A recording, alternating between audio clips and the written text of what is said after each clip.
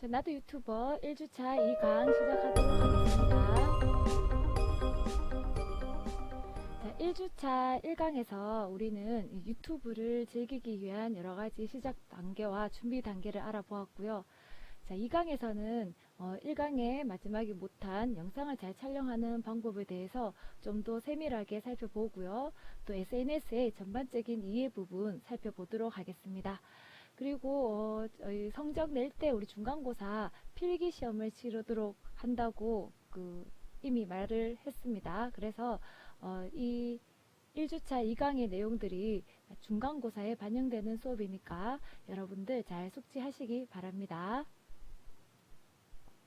자, 유튜브 영상을 잘 촬영하는 방법은 그리 어렵지는 않지만 이제 이론적으로 설명을 드리자면 이 유튜브를 시작할 때 스마트폰으로 영상을 촬영할 것인지 아니면 어떤 카메라의 영상 촬영 기능으로 영상을 촬영할 것인지 고민하는 경우가 많습니다. 여기에서는 스마트폰 또는 카메라로 영상을 촬영할 때 유용한 촬영 노하우를 알아보도록 하겠습니다. 우선 첫 번째로는 태양광이 우선 밝은 장소에서 촬영하라 라고 합니다. 영상 촬영도 결국은 사진처럼 빛과의 싸움입니다. 밝은 장소에서 촬영한 영상은 어두운 장소에서 촬영한 영상보다 색감이 좋고요. 또 노이즈도 적게 보입니다. 태양광이 잘 들어오는 장소에서 유튜브 영상을 촬영하는 것은 영상 보정 작업의 어떤 시간과 노력을 줄이는 요소이기도 합니다. 만약 이 태양광이 부족하다면 당연히 부분 조명이나 간접 조명을 사용해서라도 주변 환경을 밝기 값을 높여야 하는데 요즘은 이 유튜버를 위한 조명들이 저렴하게 출시되어 있어서 촬영 환경에 맞게 조명을 추가해서 사용하는 것을 권장을 합니다. 그리고 두 번째 삼각대나 짐벌 사용인데요. 영상의 흔들림을 줄이기 위해서 사용하는 거죠. 영상 촬영 후에 이 모니터링을 하다 보면은 의외로 흔들린 영상 때문에 사용하지 못하는 경우가 많이 있습니다. 이 다양한 피사체를 촬영하기 위해서 이 촬영 기기를 이리저리 이동시켜 촬영하는 경우뿐만 아니라 손떨림으로 인해서 영상이 흔들리는 경우도 발생을 합니다. 그래서 가장 좋은 방법은 영상 촬영 시 삼각대를 사용하거나 또 이동 중에 촬영이 필요하다면 짐벌은 필수가 되겠죠. 해상도가 조금 낮더라도 흔들리지 않은 영상이 오히려 완성도가 높아 보이기 때문입니다. 특히 이 짐벌은 휴대가 간편하고 영상의 흔들림 뿐만 아니라 상하 좌우로 회전 시 모터를 이용할 수 있기 때문에 부드러운 영상 이동이 가능하다는 거죠. 그리고 세 번째, 4K 고품질 영상을 고집하지 말고 효율성에 맞게 해상도 설정이라고 되어 있습니다. 스마트폰의 성능 향상으로 이제 스마트폰에서도 4000 픽셀 이상의 어떤 고품질 영상을 촬영할 수 있게 되었습니다. 물론 이 영상의 해상도가 높을수록 선명한 영상을 얻을 수는 있지만 그만큼 파일 용량은 커질 수밖에 없습니다. 예를 들어서 1080 픽셀을 60초로 설정한 1분 영상이 90MB인 반면에 4K 60초로 촬영한 영상은 400MB로 4배 이상의 저장 공간을 필요로 합니다. 이 파일 용량이 커지면 파일 전송부터 영상 편집이나 필요에 따라 다른 파일 포맷으로 변환하는 인코딩 과정도 상대적으로 많은 시간이 소요되기도 합니다. 그래서 이 유튜브에서 지원하는 최고 해상도는 풀 HD 1080 픽셀인 만큼 4K 품질의 영상을 고집할 필요는 없다는 거죠. 그리고 네 번째, 타임레스와 슬로우 모션을 적절하게 활용하라 라고 했습니다. 타임레스는 그림자나 또 구름, 별, 야경 등의 움직임이 거의 보이지 않은 심심한 그림인데 빠르게 재생하면 움직임이 극적으로 드러나 강한 인상을 줄 수 있다는 거죠. 즉 이것은 시간의 흐름을 압축해서 표현하는 영상 촬영 기법인데 대부분 스마트폰에서 이 타임레스 기능을 제공하고 있습니다. 여러분들 한번 해보셨는지 모르겠네요. 다소 지루한 부분은 빠르게 돌려서 영상에 긴장감을 줄 수 있습니다. 반면 이 슬로우 모션은 빠르게 동작하는 영상을 천천히 볼 수 있도록 영상 속도를 늦추는 기능인데요. 빠른 동작을 오히려 천천히 보여주어서 영상을 부드럽게 표현하기도 합니다. 영상 속도에 완급을 주면 재미있고 탄탄한 영상물을 만들 수도 있죠. 그리고 다섯 번째 보면요, 오디오 배경 음악을 적극적으로 활용하라 라고 되어 있습니다. 영상의 분위기를 끌고 나가는 것은 영상의 색감도 한 몫을 하지만 잘 고른 배경음악이 영상의 완성도를 높입니다. 여행에 즐거움을 더하거나 일상의 브이로그 분위기를 돋보이게 해줄 BGM 등은 배경음악이죠. 현장음이나 음성만의 다소 밋밋한 분위기를 채울 수가 있습니다. 유튜브나 영상 편집 프로그램에서는 저작권에 신경 쓰지 않고 분위기에 맞는 배경음악을 선택할 수 있도록 다양한 오디오 소스를 제공합니다. 이 영상 편집 시 메인 오디오가 배경음악에 묻히지 않도록 오디오 음량을 조절하면서 오디오 소스를 편집할 수 있는 것도 우리가 앞으로 배우게 될 겁니다. 그리고 여섯 번째, 스마트폰 기능의 노출과 포커싱을 조정하면서 촬영하라 라고 되어 있습니다.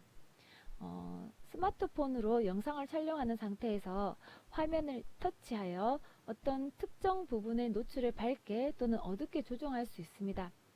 촬영 환경에 따라 노출이 달라지기 때문에 상황에 맞게 노출을 조정해야 합니다. 자, 예를 들어서 영상을 촬영할 때 어떤 특정 부분을 기준으로 밝거나 어둡게 촬영하려면 앵커점을 터치해서 노출 박스가 표시되면 위 또는 아래로 드래그해서 노출을 조정해서 실시간으로 영상을 보정하며 촬영할 수가 있습니다. 그리고 일곱 번째, 바스트 샷과 웨스트 샷을 적절하게 활용이라고 되어 있습니다. 인물 위주의 유튜브 영상을 촬영을 할 때는 인물 샷을 어떻게 설정할지 고민하는 경우가 많습니다. 가장 추천할 인물 샷은 머리끝에서 가슴 부분까지 영상에 나오는 바스트 샷입니다. 유튜브 영상이 비교적 화면이 크지 않기 때문에 바스트 샷이 가장 안정되어 보이고요. 인물에 집중할 수 있는 또 인물 샷입니다. 바스트 샷을 설정할 때는 머리끝부터 화면의 위쪽 공간까지의 거리를 신경 써야 하는데요. 너무 가까우면 화면이 답답해 보이고 또 너무 멀면 인물의 집중도가 떨어지기 때문입니다.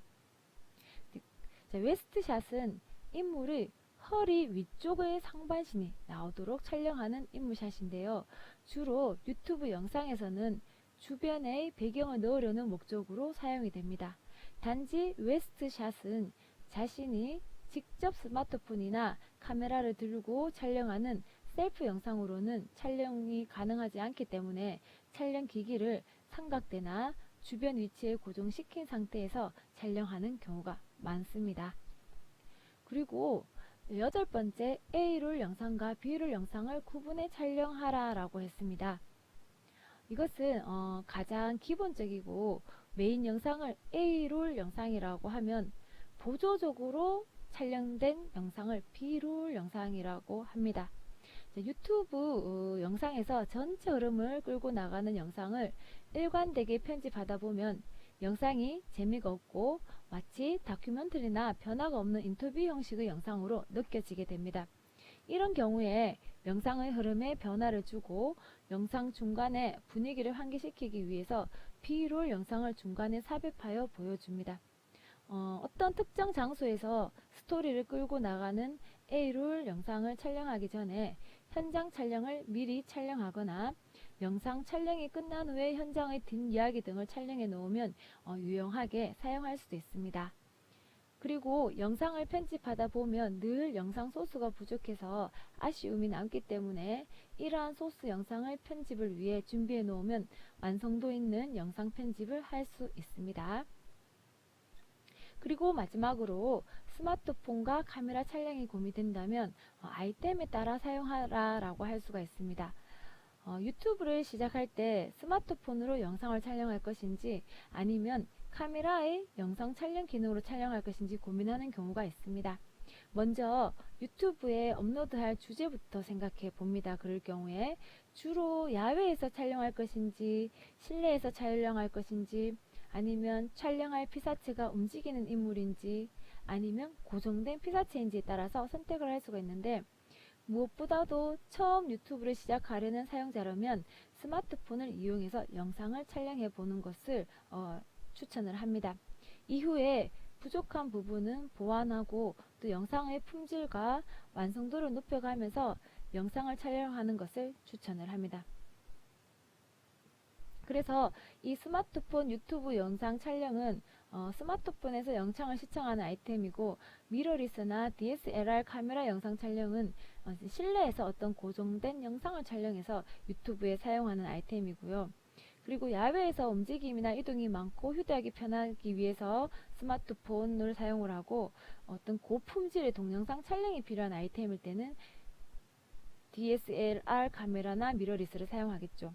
그리고 촬영 시간이 비교적 짧은 아이템 같은 경우는 스마트폰, 또 촬영 시간이 비교적 장시간인 아이템은 카메라가 되겠습니다. 그리고 스마트폰에서 바로 영상을 편집해서 유튜브에 올리려는 아이템, 스마트폰 당연히 추천이 되겠죠. 아니면 렌즈를 교환해서 화각 등의 변화가 필요한 아이템은 이 카메라가 더 장점이 되겠습니다.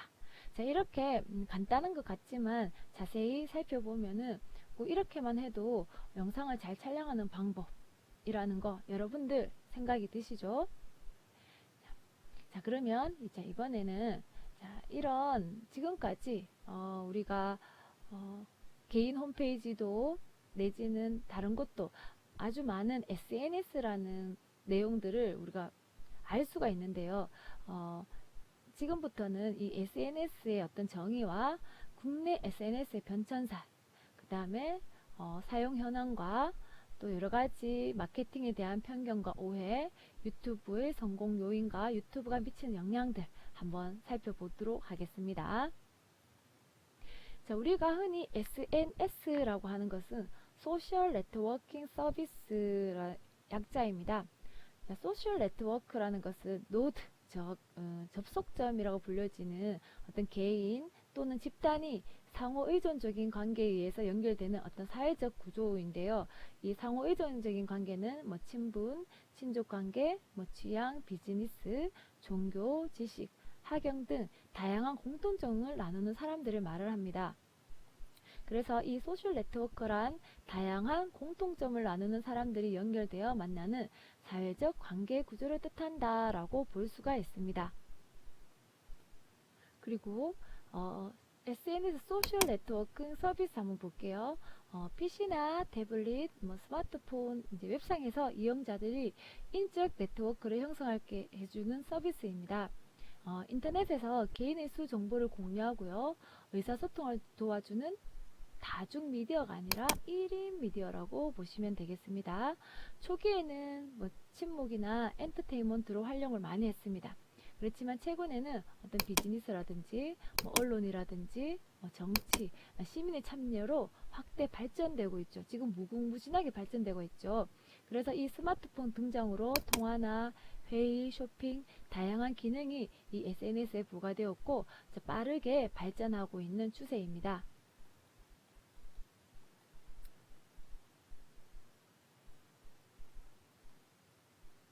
그리고 SNS의 장점 한번 살펴보도록 할까요? 세계 각국의 다양한 사람을 접할 수가 있죠. 그리고 자기 자신을 PR할 수가 있습니다. 그리고 또 폭넓은 정보와 지식을 얻을 수가 있죠.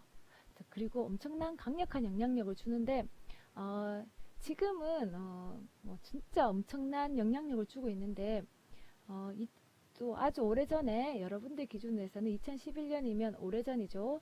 SNS를 통한 여론 생성으로 인해서 2011년에는 이집트에서 혁명까지 일어났고요. 이로 인해서 실제 독재자 무라바크 대통령이 하야했다고도 합니다. 그렇지만 단점도 이렇게 있겠죠. 개인정보 유출이라든지 사생활 노출된다든지 관리의 필요함이라든지 가끔 신뢰성 없는 정보들이 있습니다. 영향력이 빨라도 너무 빠르기 때문에 빠를 뿐만 아니라 강력하죠. 그래서 허위 문제로 인해서 발생하는 피해자들도 상당히 많은 편이고 지금도 빈번 일어나는 현재 진행형 문제입니다. 그래서 우리 무엇보다 말을 조심해야 된다 라고 이야기들 하긴 하죠. 자, 그러면 주요 SNS의 특징을 한번 비교해 볼게요. 여러분들은 지금은 대부분 유튜브에 다 집중되어져 있습니다. 자, 그런데 우리 페이스북이라든지 네이버 블로그라든지 인스타그램도 많이 사용하고 있죠. 그리고 네이버의 밴드, 카카오 스토리 등 많은 사람들이 사용을 하고 있습니다. 근데 이 중에서 사실 가장 사용자가 줄어든 것은 카카오 스토리죠. 불과 한 10년 전? 얼마 되지 않는 10년도 안 되겠습니다. 불과 몇 년 전까지는 이 카카오 스토리가 엄청난 컨텐츠였습니다. 자, 그런데 지금은 어떤 유튜브 동영상 컨텐츠가 대세를 이루고 있죠. 자, 페이스북과 네이버 전부 다 웹 모바일인데 카카오 스토리는 거의 모바일인데 지금도 역시 마찬가지 웹에서 같이 유통되고 있습니다. 자, 그리고 페이스북은 용도를 한번 살펴볼게요. 관계 강화나 공유와 홍보고요. 자, 블로그 같은 경우에는 어떤 전문 지식 전달이라든지 리뷰나 홍보 많이 사용하고 있죠. 지금도 이 블로그를 이용을 해서 제품을 홍보한다든지 무엇을 홍보하는데 많이 사용되고 있는 SNS죠. 그 다음 인스타그램은 이미지 중심, 정말 최근에 핫한 특징을 가지고 있죠. 그리고 네이버 밴드, 자, 이것도 역시 모임이나 커뮤니티를 위해서 만들어진 용도로 사용되고 있습니다. 그 다음에 카카오 스토리도 이미지 중심의 컨텐츠인데 이 인스타그램이 너무 집중적이다 보니까 카카오 스토리의 이용객이 많이 줄어들고 있는 추세입니다. 그리고 최근에 동영상 컨텐츠가 유튜브에 차지하고 있죠. 그리고 인맥 용어들이 있습니다. 페이스북은 팔로워다 라는 팔로워, 팔로잉 이런 표현을 쓰고요. 블로그에서는 서로 이웃이라는 표현을 쓰죠. 자, 인스타그램도 페이스북과 비슷하고요. 네이버에는 멤버 초대라고 이야기하죠. 카카오 스토리에는 친구입니다. 친구 추가. 유튜브는 구독한다고 하죠. 자, 인맥 용어들이 이렇게 다양하게 나눠지고 있고요.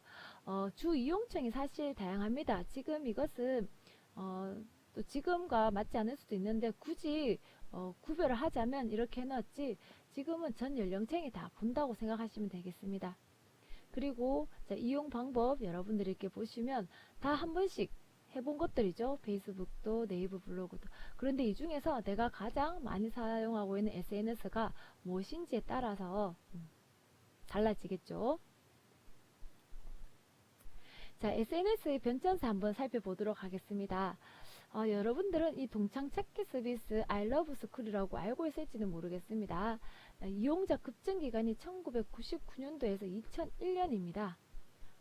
태어나지 않았을 수도 있고 아주 갓난 아기였을 수도 있죠. 저 같은 경우에는 이 I love school을 분명하게 기억을 합니다. 왜냐하면 제가 한참 활동하는 시기였었거든요.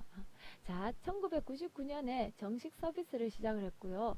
친구와 선후배를 찾아주는 서비스였습니다. 그래서 이 카이스트 경영정보공학과 박사과정에 있던 어떤 동료들이 150만원으로 사업을 시작했는데 1년 만에 500만 명의 회원을 모아서 큰 성공을 거두은 게 이 알러브스쿨입니다. 여기에서는 특히 내가 만약에 대학생이다 아니면 20대다 대학교를 졸업한 아니면 더 오랜 시간에 나이를 가진 사람이다. 그러면 내가 아주 어릴 때 초등학교 동창, 선후배, 친구 이런 걸 찾아주는 서비스였어요. 그래서 그 당시에 이 알러브스쿨 가입자 수가 엄청난 가입자 수를 만들어냈고요. 당시 다음이라는 사이트를 제치고 방문자 수 랭킹 2위까지 기록한 사이트였습니다. 그런데 이런 알러브스쿨이 지속적으로 활성되지 못했습니다. 왜?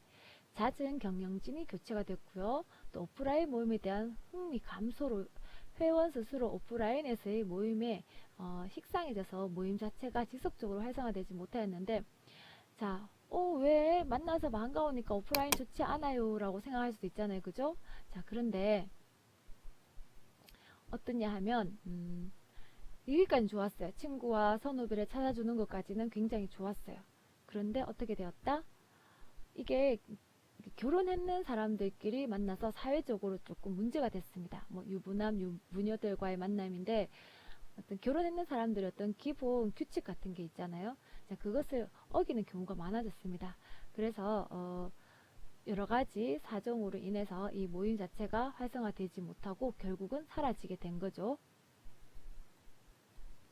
그 다음에 카페 서비스 프리첼이라는 게 있었습니다. 프리첼. 자, 이용자 급증 기간 한번 보세요. 아이러브스쿨 다음이죠. 1999년도에 이것도 설립되었고요. 대한민국 1세대 포털 사이트입니다. 자, 여기에서 뭘 많이 했느냐? 여러분들 지금도 게임 좋아하는 분 많죠? 이 동영상 포털과 게임 포털을 양축으로 하는 디지털 엔터테인먼트 회사를 지향하였습니다. 이때만 해도 사실 동영상 게임 잘 할 수 없었어요. 그래서 이 프리첼이 이용자 급증, 1000만 명의 회원이 가입하고 100만 개가 넘는 커뮤니티를 거느리는 등 높은 인기를 누렸는데 중요한 거는 뭐다? 또 유료화 전환에서 실패해서 영광을 완전히 잃어버렸죠. 그래서 2014년에 완전 폐지가 되어버렸습니다. 이게 기억이 나네요. 자, 그 다음에 여러분들 지금도 잘하고 있는 이 다음 카페입니다. 이용자 급증 기간을 한번 보세요. 2001년에서 2003년. 처음에는 한메일이라는 이름으로 대한민국 최초의 웹메일 서비스를 열었어요. 저도 여러분들 혹시 제 메일 주소 보셨나요? 제 메일 주소 끝에 한메일.net이라고 되어 있습니다. 사실 다음쯤 net으로 바꿀 수도 있는데요. 저도 이때 2000년도에 가입했기 때문에 그냥 습관적으로 한메일을 쓰고 있습니다. 이 밖에도 온라인 커뮤니티 서비스인 다음 카페, 뉴스 서비스인 미디어 다음 등을 서비스하고 있는데 이때에 웃기는 그 스토리가 있죠. 정말 이 다음 카페가 처음 소개되었을 때는 인터넷에서 컴퓨터 안에서 이 카페라는 단어를 사용하지 않았어요. 그래서 친구들과 대화를 나눌 때 특히 그 당시에 나이가 조금 있는 그 10대, 20대가 아닌 30대, 40대, 50대 자, 이러한 분들하고 대화를 나눌 때 다음 카페에 한번 가봤어? 다음 카페에 어디 가입했어? 이렇게 하면 진짜 우리가 커피나 차를 마시는 카페라고 생각했는 사람들도 있었어요. 그런 영화나 드라마 같은 것도 가끔 보셨죠. 자, 그런 좀 재미있는 에피소드 같은 것도 있었는데 이때 1995년에 박건희와 이재용이라는 사람이 다음 커뮤니케이션을 공동으로 설립을 했고요. 1997년 5월에 대한민국 최초 무료 웹메일 서비스 한메일이라는 것을 오픈을 했습니다. 그리고 1999년 7월에 포털 사이트 다음으로 재단장했고요.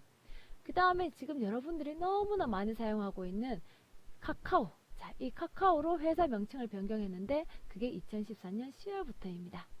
그래서 이 다음 카카오에서 이 다음 사이트를 통합 운영했었고요. 2015년 9월에 카카오로 회사 명칭을 변경했는 상황입니다. 자, 다음으로는 네이버가 있습니다. 네이버도 여러분들 다 잘 알죠? 자, 네이버는 이용자 급증 기간이 2001년에서 2003년입니다. 네이버의 어떤 높은 점유율과 기술적 우위로 다음 카페와의 경쟁에서 우위에 서게 됐는데 지금은 다음은 다음대로 우리한테 서비스 해주는 것들이 많고 네이버는 네이버대로 우리한테 서비스 해주는 게 많은데 이 당시만 해도 다음이 엄청난 서비스가 더 많았습니다. 그런데 네이버에서 뭐다? 지식인이라는 게 나온 거예요. 그래서 이 기술적 우위라는 게 그거죠. 그래서 다음 카페 경쟁에서 우위에 서게 되었습니다. 현재 한국의 인터넷 카페 서비스 중 가장 높은 점유율을 가지고 있는 게 이 네이버라고 보시면 되겠습니다. 그 다음에 국내 1세대 메신저 버디버디. 자, 지금으로 따지면 우리 카카오톡. 자, 상호 텍스트만 전송하는 국내 메신저 개념 자체를 바꿔놓았습니다. 그냥 텍스트만 소통하다가 채널 서비스를 통해서 음악 방송 유행을 했었고요. UCC 열풍을 일으키면서 최고의 전성기를 누렸는데 2003년부터 2009년까지 10대 학생들 사이에서 버디버디 계정을 갖고 있지 않은 학생이 없을 정도로 국내 최초 열풍을 일으킨 기업으로 평가받기도 했습니다. 그런데 서비스 후반, 이게 문제입니다. 성매매, 알선, 가출. 자, 이러한 것들 때문에 이제 미성년자의 탈선의 매개체가 되어버린 거죠. 그래서 어떤 씁쓸한 최후를 맞이했다는 것입니다. 그래서 2012년 4월 19일부터는 메신저 로그인 신규 회원 가입을 포함한 모든 서비스를 종료를 해버린 상태죠. 지금은 없어졌죠. 그리고 미니 홈피 싸이월드가 있습니다. 저도 여러분들과 대면 수업을 하면 이 싸이월드에 제가 올려놓은 여러가지 사진과 동영상 같은 거를 참 보여주고 싶은데 아쉽습니다. 자, 이용자 급증 기간이 2003년에서 2008년인데 우리가 이때만 해도 홈페이지를 가진다는 게 굉장히 로망이었습니다. 내 컴퓨터에, 내 PC에 나만의 홈페이지를 가진다는 게 정말 모든 사람의 꿈이 정도로 하고 싶어 했었던 건데요. 이 싸이월드가 그러한 그걸 대변해 줬습니다. 그래서 이 싸이월드에서 자기 개인 홈페이지, 뭐 배경음악도 넣을 수 있고요. 또 가상화폐라고 해서 도토리라고 하는 걸 도입했어서 이 도토리를 몇 개 모으면 뭐 아이템을 바꿀 수 있다. 하여튼 그런 것들을 적용을 시켰는데 이렇게 유료화에 성공했는 것 중에 하나가 이 싸이월드였습니다. 그리고 또 이 당시에 그때는 스마트폰이 없었다고 보시면 됩니다. 거의 그냥 일반 휴대폰이라고 보시면 되는데 카메라가 내장된 휴대폰이 상용화되기 전입니다. 2005년도 전국적인 디지털 카메라 디카 열풍을 불러일으킬 정도로 이 싸이월드가 엄청난 인기를 끌었었죠. 자, 다음은 세이클럽입니다. 지금 세이클럽 음악 방송 아직 저는 듣고 있는데요. 자, 1999년에 시작이 되었고요. 아바타 서비스로 유명을 합니다. 자, 세이클럽 유일한 또 채팅 서비스를 제공하면 채팅 서비스에 내가 원하는 아바타를 구입하기도 하고 뭐 여러 가지 바꾸기도 하고 좀 재밌는 사이트이긴 했습니다. 개인 방송 서비스도 제공을 하고요. 자, 코리안 클릭이 집계한 블로그 서비스 순위에서 이 세이클럽 홈페이지가 7월 방문자 수 483만 명을 기록해서 국내 1인 미디어 블로그 시장을 선두로 나타났어요. 자, 이 세이클럽 같은 경우에는 정말 엄청나게 많은 사람들이 채팅을 하면서도 사실 이것도 조금 좋지 않게 관계가 유지될 수 있는 조금은 문제가 되었던 그런 서비스였다고 볼 수가 있을 것 같습니다. 다음에 또 무엇이 있을까요? 자, 이거는 웹 기반 채팅 서비스 네이트온입니다. 자, 세이클럽이 채팅이었으면 이것은 웹 기반 채팅 서비스로서 2002년 서비스를 시작했고요. 2005년부터 2014년까지 국내 PC용 메신저 점유율 1위를 기록했습니다. 회사에 근무를 하는 사람이나 컴퓨터를 앞에 두고 업무를 보는 사람들은 대부분 이 네이트온을 다 설치를 해놓고 업무 보다가 대화하고 업무 보다 엄청나게 많은 대표 메신저였다고 보시면 됩니다. 버디버디 몰락 이후 국내 메신저 시장을 장악할 정도로 엄청났었죠. 2007년에 애플 아이폰 1세대 출시로 시작된 스마트폰 열풍을 관과한 것이 몰락의 가장 큰 원인으로 지적됐습니다. 왜? 스마트폰이 진짜 들어오기 전에는 이 네이트온이 정말 최고였거든요. 이 스마트폰 열풍을 생각을 못했던 거죠. 자, 네이트온은 모바일 환경 서비스에 취약했다는 평가를 받아왔고요. 이후에 카카오톡 PC 버전 출시 이후 PC 메신저 시장마저 카카오에게 빼앗겼다는 것입니다. 그래서 지금의 카카오톡이 아직까지도 존재하고 있는 거죠.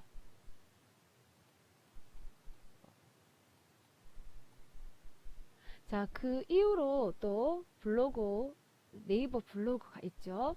자, 이용자 급증 기간 한번 보세요. 2003년 6월 4일에 페이프란 이름으로 게시됐는데 글 게시와 타인의 답변을 받을 수 있는 포스터, 또 다른 정보를 자신의 페이프로 옮길 수 있는 스크랩, 그 다음에 친구가 되고 싶은 이용자를 자신의 페이프로 연결시키는 프렌드가 있었는데 이들은 현재 네이버 블로그의 기반을 이루는 포스트, 스크랩 이웃하기 기능과 동의를 했다는 것입니다. 그리고 특정 카테고리만을 바로 볼 수 있는 북마크 기능 지원도 했었다는 거죠. 당시 존재했던 블로그 서비스 중에 싸이월드, 미니홈피와 세이클럽 홈피와 같은 NHN의 엔토이에 이어 4위를 차지를 했습니다. 이 페이프를 이용하는 연령대는 25세 이상의 비교적 고연령 이용자가 높은 비중을 차지했었고요. 2003년 10월 13일에 서비스를 처음으로 개시했다는 거 알고 있으면 될 것 같습니다. 자, 일단 시간이 너무 많이 지나갔네요. 벌써 30분이 다 되어 가는데요. 자, 앞으로도 이 변전사 좀 더 많이 남아 있어서 1주차 2강에서 다 못 끝내겠습니다.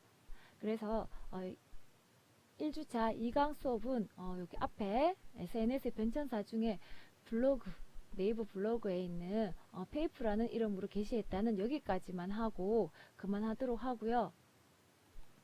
다음 시간에 이어서 변천사 더 알아보도록 하겠습니다. 자, 여러분들 1주차 수업 첫 개강하고 첫 수업 많이 힘들었을 텐데도 잘 봐주고 청취해 주셔서 감사합니다. 수고 많았습니다.